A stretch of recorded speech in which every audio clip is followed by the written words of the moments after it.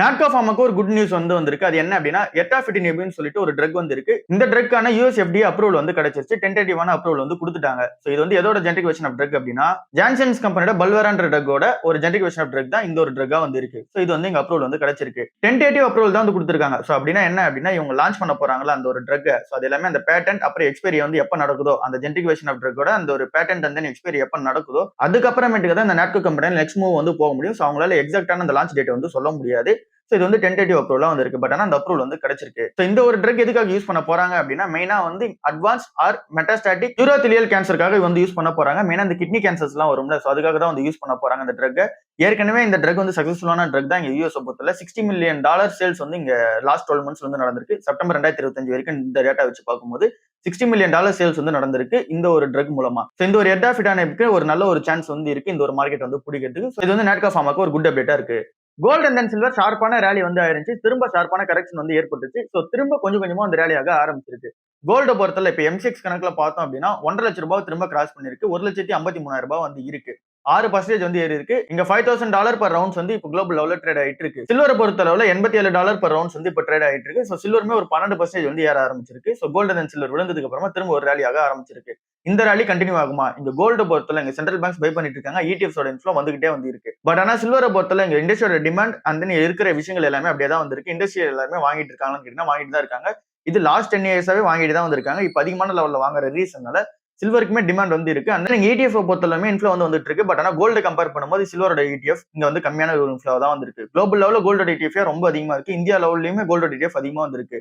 But அதனால சில்வரோட ETF கொஞ்சம் கம்மியா தான் வந்திருக்கு. இது ரெண்டுத்துல நம்ம கோல்ட நம்ம கன்சிடர் பண்றோம்னா அதை கண்ண மூடிட்டு கன்சிடர் பண்ற மாதிரி இருக்கு. சில்வரை பொறுத்தல கொஞ்சம் பார்த்து தான் கன்சிடர் பண்ணணும். ஏன் அப்படின்னா இங்க கரெக்ஷன் வரதுக்கான சான்சஸ் ஹெவியா இன்னும் இருக்கு. நேத்துக்கான நல்ல கோல்டு பீஸ் எல்லாமே ஏற ஆரம்பிச்சிருக்கும். இன்வெஸ்கோ கோல்டு ஏறி இருக்கு. நிப்பான் இந்தியாவோட கோல்டு பீஸுமே சூப்பரா ஏறி இருக்கு. 5% ஏறி இருக்கு. சோ கோல்டோட பிரைசஸ் இங்க ETF கரெக்டா கேட்ச் பண்ண ஆரம்பிச்சிருக்கு. இன்ஃபோசிஸ் என்ன பிளான் பண்றாங்க அப்படின்னா யூஎஸ் பேஸ்டு சிட்டிசன்ஸ் இருப்பாங்கல்ல, சோ அவங்கலாம் கண்டிப்பா ஒரு பேங்க் யூஸ் பண்ணுவாங்க. சோ அந்த ஒரு பேங்க்ஸ் எல்லாத்துக்குமே AI ஃபர்ஸ்ட் இன்னோவேஷன் ஹப் இங்க பெங்களூர்ல ஓபன் பண்ண போறதா சொல்லிருக்காங்க. யூஎஸ் சிட்டிசன்ஸ் யூஸ் பண்ற அந்த பேங்க்ஸ் எல்லாருமே இருப்பாங்கல்ல, சோ அந்த பேங்க்ஸ் எல்லாருமே கிளைண்ட்ஸா மாத்தி இன்ஃபோசிஸ் கம்பெனி கிளைண்ட்ஸா மாத்தி சோ அவங்களுக்கு AI, கிளவுட் அண்ட் தென் இங்க data integration and then cyber security இது எல்லாத்தையுமே யூஸ் பண்ணி அந்த ஒரு பேங்க்ஸை மாடர்னைஸான பேங்கா இன்னும் எந்த அளவுக்கு எடுத்துட்டு போக முடியும், கஸ்டமர் எக்ஸ்பீரியன்ஸ் இன்னும் எந்த அளவுக்கு நெக்ஸ்ட் ஸ்டெப் எடுத்துட்டு போக முடியும்ன்றதுல ஃபோக்கஸ் பண்ண போதா சொல்லியிருக்காங்க. சோ இது எல்லா பேங்க்ஸுமே பண்ண போதா சொல்லியிருக்காங்க. சோ இது இப்ப பெங்களூர்ல ஸ்டார்ட் பண்ண போறாங்க. சோ குளோபல் கேப்பபிலிட்டி சென்டர் இந்தியாவில் வரது இந்த மாதிரியான ஒரு பெரிய பெனிஃபிட்ஸ் இங்க இந்தியன் ஐடி கம்பெனிஸ்க்கு எல்லாமே பெரிய ஒரு பெனிஃபிட்டா இருக்கும். டாடா கெமிக்கல்ஸோட Q3 ரிசல்ட்ஸ் வெளிவந்திருக்கு. அந்த ரிசல்ட்ஸ்ல இவங்க 93 கோடி ரூபாய் நெட் லாஸ் பண்ணிருக்காங்க. நெட் லாஸ் இன்னும் அதிகமா இருக்கு. மார்ஜின்ஸ் பொறுத்தலுமே விழுந்திருக்கு. எபிட்டா 20.5% விழுந்திருக்கு. சோ எபிட்டாவும் விழுந்திருக்கு, மார்ஜினும் விழுந்திருக்கு. அதிகமான காஸ்ட்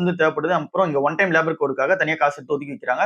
இதனால காஸ்ட் அதிகமாயிட்ட போது இந்த கம்பெனி கொஞ்சம் பிரஷர்ல இருக்காங்க. இப்ப புதுசா 515 கோடி ரூபாய்க்கு புது பிளான்ட் ஓபன் பண்ண போதா சொல்லிருக்காங்க. இது நம்ம தமிழ்நாட்டுல வள்ளிக்கோணம்ல ஓபன் பண்ண போறாங்க.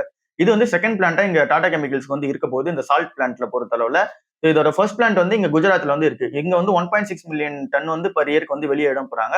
சோ நம்ம தமிழ்நாட்டுல ஓபன் பண்ண போற அந்த புது பிளான்ட் மூலமா 2.1 மில்லியன் டன் பர் இயர் இங்க வெளியே அனுப்புவாங்க எக்ஸ்பெக்டேஷன்ஸ் இருக்கு. இந்த ஒரு ப்ராஜெக்ட் இன்னொரு 36 மாசத்துல கம்ப்ளீட் ஆயிடும்னு சொல்றாங்க. சோ அதுக்கப்புறமா ரெவன்யூ ஜெனரேட் பண்ண ஆரம்பிக்கும். சோ இந்த ஒரு 515 கோடி ரூபாவை இவங்க இன்டர்னலாவும் அப்புறம் இங்க எக்ஸ்டர்னலாவும் ஃபண்டிங் பண்ணி தான் இந்த ஒரு 515 கோடி ரூபாய் வாங்க போதான்னு சொல்லியிருக்காங்க. ஸ்டவ் கிராஃப்டோட Q3 ரிசல்ட்ஸ் வெளிவந்திருக்கு. இந்த ரிசல்ட்ஸ் கொஞ்சம் நெகட்டிவா தான் வந்திருக்கு. நெட் ப்ராஃபிட் 66% விழுந்திருக்கு இயர் ஆன் இயர் பேசிஸ்ல. வெறும் 4 கோடி ரூபாய் தான் நெட் ப்ராஃபிட் பண்ணிருக்காங்க. ஏன் இந்த அளவுக்கு நெட் ப்ராஃபிட் விழுந்திருக்கு அப்படின்னா இங்க one time labour code cost ஒரு பக்கம் இருக்கு. இன்னொரு ரீசன் இங்க வீக்கான டிமாண்ட் இருக்கு. சேல்ஸ் அதிகமா நடக்கல. ரெவன்யூ பொறுத்தல 6.7% இயர் ஆன் இயர் பேசிஸ்ல இறங்கி இருக்கு. குவார்டர் ஆன் குவார்டர் பேசிஸ்ல 20% இறங்கி இருக்கு. 375 கோடி ரூபாய் ரெவன்யூ மேக் பண்ணிருக்காங்க. சோ இங்க வால்யூம் அந்த அளவுக்கு பெருசா சேல்ஸ் நடக்கல.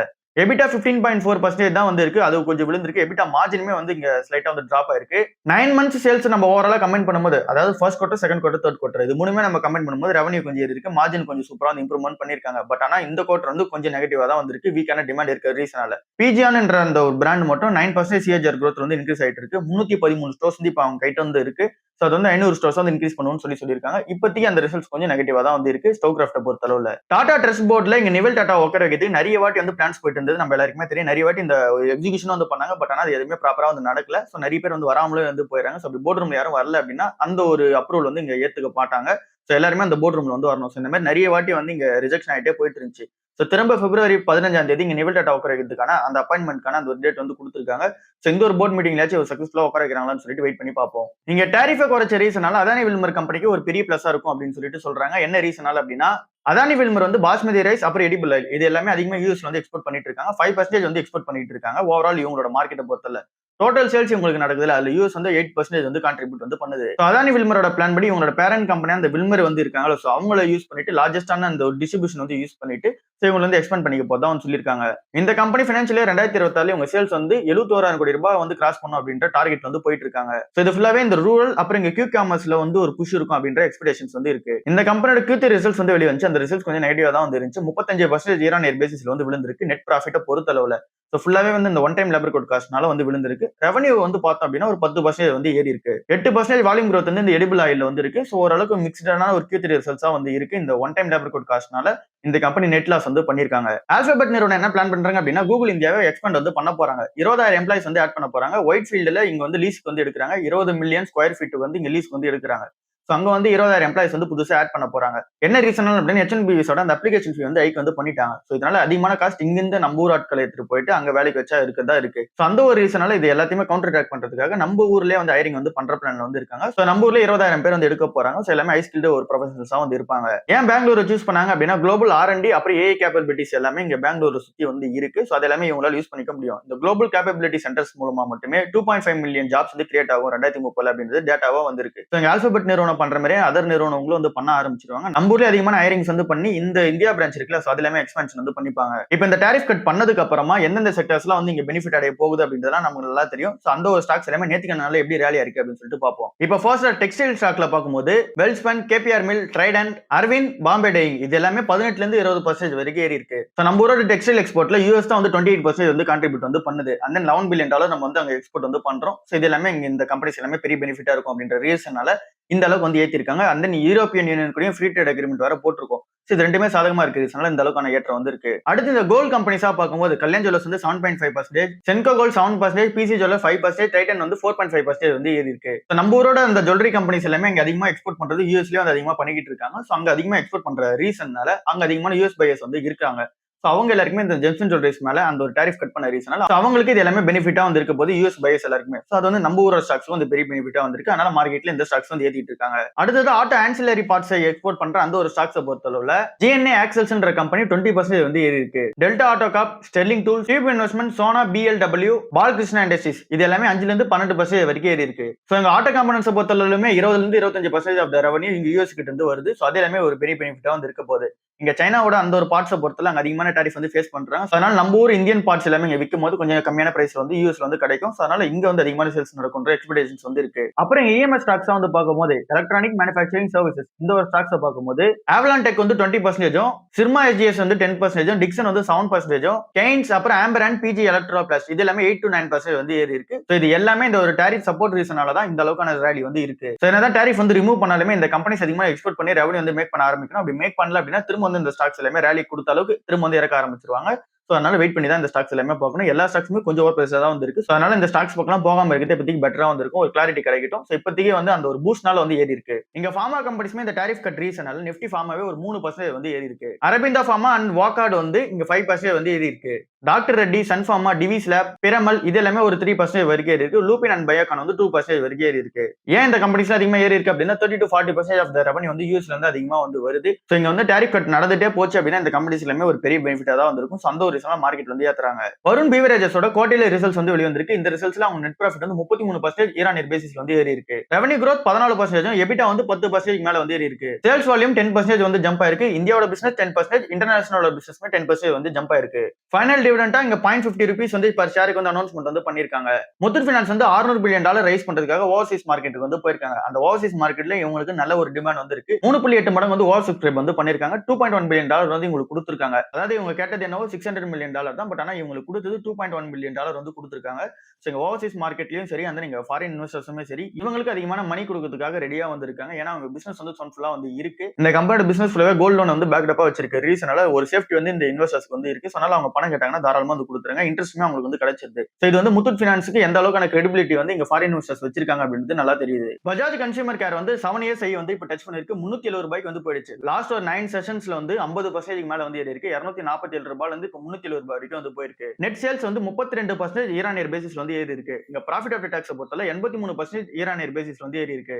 எபிட்டாமே சூப்பரா க்ரோ இருக்கு. எபிட்டா மார்ஜினுமே சூப்பரா எக்ஸ்பேண்ட் வந்து பண்ணிருக்காங்க. ரூரல் அப்புறம் அர்பன் டிமாண்ட் சூப்பரா வந்து இருக்கு இந்த கம்பெனிக்கு. அப்புறம் இந்த ஆல்மண்ட் டிராப் ஆயில் இருக்குல்ல, சோ அதுவுமே சூப்பரா வந்து சேல்ஸ் growth வந்து இருக்கு. ஸோ ஓவராலா இந்த கம்பெனி வந்து பிளான் பண்றது டபுள் டிஜிட் growthல வந்து ரெவன்யூ growth இருக்கணும் அப்படின்ற பிளான் வந்து போறாங்க. பஜாஜ் ஃபினான்ஸ் கம்பெனியோட Q3 ரிசல்ட்ஸ் வந்து வெளிவந்திருக்கு. அந்த ரிசல்ட்ஸ் கொஞ்சம் நெகட்டிவா தான் வந்திருக்கு. நெட் ப்ராஃபிட் வந்து 5.6% வந்து விழுந்திருக்கு இயர் ஆன் இயர் பேசிஸ்ல. அதிகமான ப்ரொவிஷன்ஸும் அப்புறம் இங்க ஒன் டைம் லேபர் கோட் காஸ்ட்காக தனியா எடுத்து ஒதுக்கி வச்சிருக்காங்க. ஸோ அந்த ஒரு அமௌண்ட் அதிகமா இருக்கு. இங்க அட்ஜஸ்டட் நெட் ப்ராஃபிட்டா பார்க்கும்போது 23% இயர் ஆன் இயர் பேசிஸ்ல வந்து ஏறி இருக்கு. பட் ஆனா நம்ம அட்ஜஸ்ட்மெண்ட் பண்ணாம பார்க்கும்போது நெட் ப்ராஃபிட் வந்து 4% வந்து விழுந்திருக்கு இயர் ஆன் இயர் பேசிஸ்ல.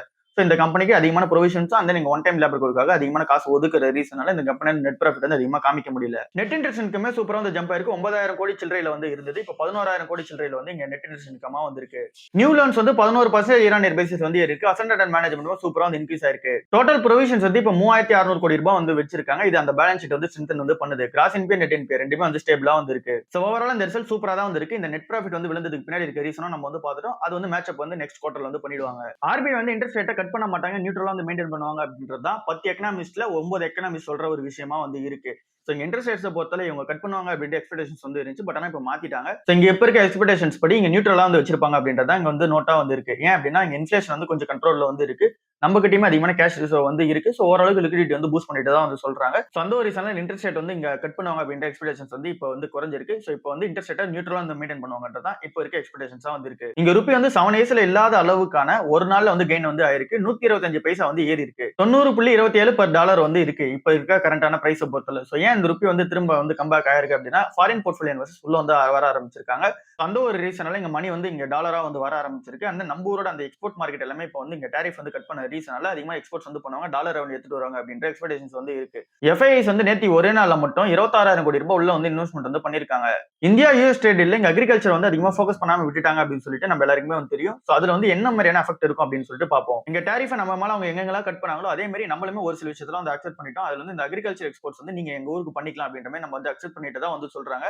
பட் ஆனா நம்ம ஊர் கவர்மெண்ட் வந்து அது ஒன்னும் ஒத்துக்கல. பட் ஆனா இங்க யூஎஸ் செக்ரட்டரி எல்லாம் வந்திருப்பாங்க, யூஎஸ் அக்ரிகல்ச்சர் செக்ரட்டரி அந்த கவுன்சிலே வந்து என்ன சொல்றாங்க அப்படின்னா இது வந்து அமெரிக்கன் ஃபார்முக்கு ஒரு பெரிய ஒரு எக்ஸ்போர்ட் பூஸ்டா வந்து இருக்கும் அப்படின்றது அவங்களே வந்து சொல்றாங்க. பட் ஆனா இது இந்தியா வந்து இன்னும் அபிஷியலா வந்து இது வந்து ஆமா அப்படின்னு சொல்லிட்டு வந்து எதுவுமே சொல்லல. பட் ஆனா இந்த ஒரு ட்ரேட் டாக்ல இது வந்து போச்சு அப்படின்றத சொல்றாங்க. இங்க யூஎஸ் ஃபார்மர்ஸ்க்கு எல்லாமே இது ஒரு பெரிய பூஸ்டா இருக்கும் அப்படின்னா நம்ம இந்தியன் ஃபார்மர்ஸ்க்கு கண்டிப்பா ஒரு நெகட்டிவா தான் இருக்கும். மெயினா யாருக்கு இருக்கும் அப்படின்னா ரைஸ் அண்ட் தென் இங்க வீட்டை பொறுத்தல ஒரு பெரிய பிரச்சனை வந்து இருக்காது. எங்க பிரச்சனை இருக்கும் அப்படின்னா இங்க டெய்ரி ப்ராடக்ட்ஸ் அப்புறம் இங்க பவுல்ட்ரி ப்ராடக்ட்ஸ் அப்புறம் இங்க ஜிஎம் ப்ராடக்ட்ஸ் இது எல்லாத்துலயும் ஒரு பெரிய ஒரு நெகட்டிவான செட்பேக்கா வந்து இருக்கும் அப்படின்றது வந்து சொல்றாங்க.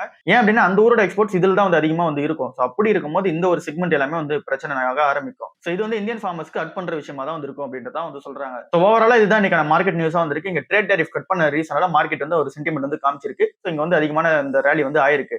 இங்க வந்து எஃப்ஐஎஸ் வந்து இங்க உள்ள எடுத்துட்டு வரதுக்காக நிறைய விஷயம் வந்து பண்ணிருந்தாங்க. சோ அதுவுமே மார்க்கெட்ல வந்து காமிச்சிருக்காங்க. பட் ஆனா இங்க லாங் டர்ம் ரேலியை பொறுத்தல இங்க கம்பெனிஸோட ஏர்னிங்ஸ் வந்து வர ஆரம்பிக்கணும். அப்படி அந்த கம்பெனிஸோட ஏர்னிங்ஸ் வந்து வரல, டாரிஃப் வந்து கட் பண்ணியுமே இந்த கம்பெனிஸ்ல ஏர்னிங்ஸ் வந்து பண்ண முடியல அப்படின்னா திரும்ப வந்து இந்த ஸ்டாக்ஸ் எல்லாமே அடிக்க ஆரம்பிப்பாங்க. சோ இப்போதைக்கு இந்த ஃபண்டமெண்டல்ஸ்னால எதுவுமே வந்து சேஞ்ச் ஆகல. சோ ஃபுல் சேஞ்சஸ் இருக்கிறதுக்கு பின்னாடி இருக்க ரீசன் வந்து இந்த ஒரு ஆப்டிமிசம் தான் வந்து கிளம்பி இருக்கு. அதாவது இந்த ஒரு நல்ல நியூஸ்னால மட்டும் தான் வந்து ஏறி இருக்கு. சோ இதை தாண்டி இங்க ஃபண்டமெண்டல்ஸ் எதுவுமே மேட்ச் பண்ணப்படல. சோ அதனால இந்த அப்ஸ் அண்ட் டவுன்ஸ் இருக்குது அப்படின்னும் போது ஒரு 1 வீக் வந்து இருக்கு அப்படின்னா நம்ம 1 2ன்ற மாதிரி பொறுமையா வந்து கன்சிடர் பண்ணிட்டே போவோம். இங்க ரொம்ப டிப் ஆச்சு அப்படின்னா அங்க மட்டும் கொஞ்சம் பல்க் மூட்ல வந்து போக ஆரம்பிப்போம். சோ இதுதான் இன்னைக்கான ஓவரால் மார்க்கெட் நியூஸ் இருக்கு. அடுத்த நியூஸ் சந்திப்போம். பாய்.